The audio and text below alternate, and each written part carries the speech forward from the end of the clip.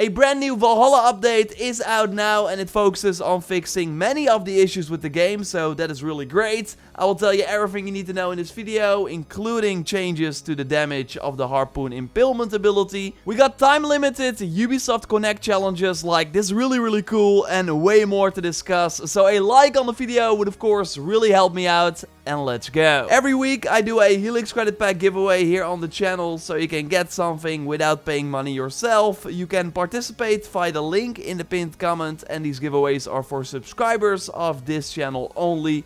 I will reach out to the winner via the email. One of the first things I tried was the negate fall damage tactic, where you would go to the menu before hitting the ground. Ubisoft noted in the patch notes that they would indeed remove this, but I still wanted to try it out, and yes, now when going out of the menu, you will still see the amount of damage that you would normally take, making that break fall skill that you of course find over here in the skill line even more useful now. We got some new previews for the colorblind options in the game, which you can of course access by going to the options menu, so that is really great. And if we go to the subtitle options, we now got a better in-game representation of what the increased subtitles, for example, look like. Reda has also been fixed, and then I mean his scary and glitched out face when looking at him with the photo mode from a distance.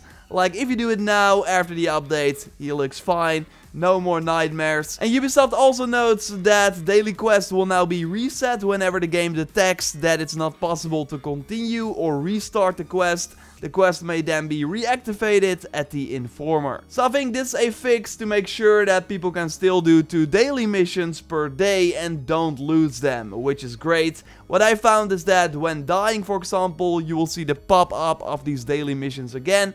Not sure if this happened before. Otherwise, if you lose them, you should be able to go back to Reda or one of his employees in the world. In my announcement video for the update, I already told you about the Quiver issue, where arrows would be stuck at 12, even though you had like a fully upgraded Quiver. Well, that should be fixed now, but they also changed it so that if you have an empty Quiver or pouch before you upgrade it, like if you then upgrade it, you will actually refill the full amount.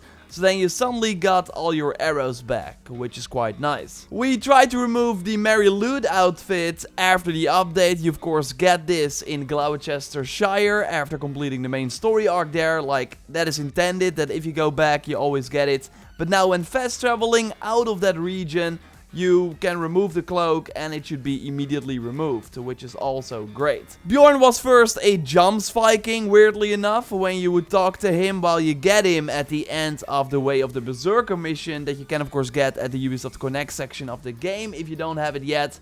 So because you could interact with him in your settlement and then you would get the Jomsviking menu, you would be out of your crew every time. So Ubisoft now fixed that. If you now walk up to him in your settlement, he will be part of your crew and you cannot like talk with him and see the Jomsviking menu. When I read the rebalanced initial damage dealt with the Harpoon impalement level 1 and 2 line in the patch notes, I was really curious what the impact of the change would be. First I thought this would be linked to the damage you do when putting the Harpoon around the character, but that seems to be the same. Like, you see me do it before the update here to the shield bandit dealing 22 damage, and now after the update you actually see that I still do 22 damage. Now the damage that has been changed seems to be for the level 2 attack, where you pull an enemy towards you in slow motion. Before the update I would deal 238 damage, but now on the same enemy 177.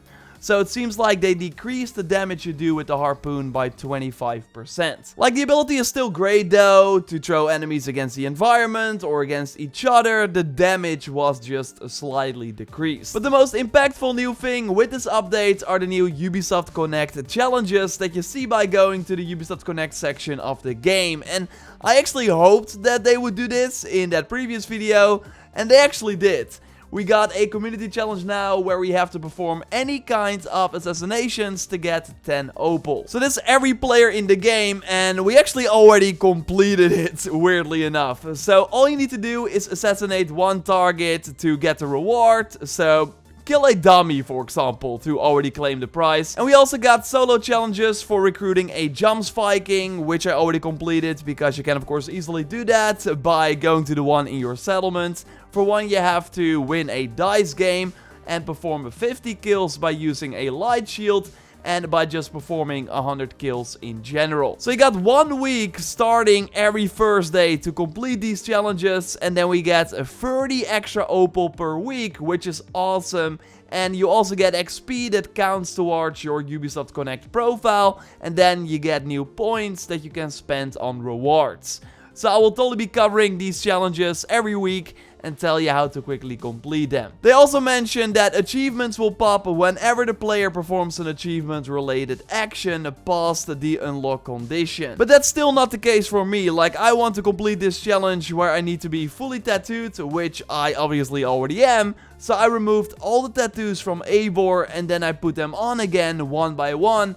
But the achievement still did not pop. So curious if this is only for like new players or if I'm doing something wrong. Of course, if you got input, it's more than welcome in the comments down below. And speaking of tattoos, when you bought the Veg Vizir front tattoo, and I hope I pronounced that right, or the Munin front tattoo, you never actually got the tattoo, and in the case of the Munin one, you actually got a second Huntsman armor. Well, Ubisoft now notes that they addressed this issue where you got the incorrect items. But the problem is that if you already bought the tattoo before the update, there's no way to get it right now, while you still have a second Huntsman armor. So maybe they give them to us like retroactively or via some other way, but right now we won't be able to get the tattoos. Some abilities first did not work on hostile dogs, but now you can do a harpoon or maybe kick them. Not sure which abilities first did not work, but we did not have issues. And if you are curious, you can find hostile dogs that also give you dog fangs over here on the map in Kent. Some small but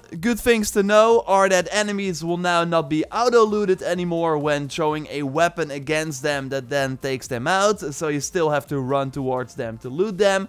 Sometimes the auto-loot would not work when doing a stun finisher, so a finish animation, but now you will see the loot icons appear. And there was also an issue with the mentor set where the gear perks sometimes did not activate even though 2 to 4 pieces of the set were equipped. So we now tried it and combined it with the Fane armor set, and the perks for both armor sets were active. So really great. They added force trigger feedback to bow shooting for Xbox and PlayStation controllers. On PlayStation 5 you already had a trigger feedback, so could not really try this out, but let me know in the comments down below if you noticed something new. And I will of course leave a link to the full patch notes in the video description, because they really fixed a ton, but also a ton of specific quest, world events and side activities.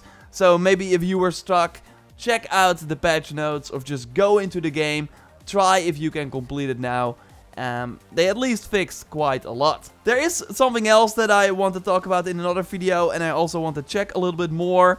There is a cool topic to discuss tomorrow, so look forward to that. Overall, just subscribe for way more Valhalla content and to be up to date on everything that is going on in the game. A like on the video would of course really help me out. You can check out my previous video on a cool feature in Valhalla that you might not know about. And of course, at the end of every Valhalla video, we look at some of the awesome screenshots that you send us via the hashtag ValhallaRaptor on Twitter or via the dedicated pictures Discord channel. And you can join my Discord by clicking the link in the pinned comment. Okay, Joyce, really curious, what pictures did you pick this time? Yes, hello, and we're going right away to Discord. Let's go into ambience mode with Ryan, who created this lovely sunset shot. What I absolutely like about this is that it kind of looks like we're in the Middle East with the color scheme and the shadow of the buildings like fall like a pyramid sort of, but reminder, we're still in England, or maybe it's Norway. I'm not so sure about this one. Yeah, I think it's England myself, but yeah, correct me if I'm wrong in the comments, of course. Yes, indeed. It's an incredible shot nonetheless. For sure. All right, next up, heads up, we're going to raid with the bewildered Krogan, who's ready to raid with this shot of Eivor using the horn to get his crew together. Like the composition with Eivor looking over the town he's about to go into. Together with the Berserker outfit, I think this is a well done picture. Yeah, this one is in Norway for sure, and I think it's like really early on in the game. Yes, exactly. And finally, Omar is taking us to Jotunheim with Eivor investigating a cave. I love how the focus is on the only 2 light sources in the area and how it falls through like a hole in the ceiling. Gives you a feel of mystery, and also the tiny light like at the end of the cave right there in the middle. Yeah, I really love this part. I think you had to go there for the main story. Of course, if you haven't played the Mythical Worlds yet, totally do so. This is not a spoiler or anything. And I love the torch as well, how it's like this, yeah, more like huge sort of light in the middle. I think it's really cool. Yes, same. Okay, thanks everyone, of course, for sending your shots. Do it. So maybe you are in the next video. And for now, we will speak to you next time. Goodbye. Goodbye.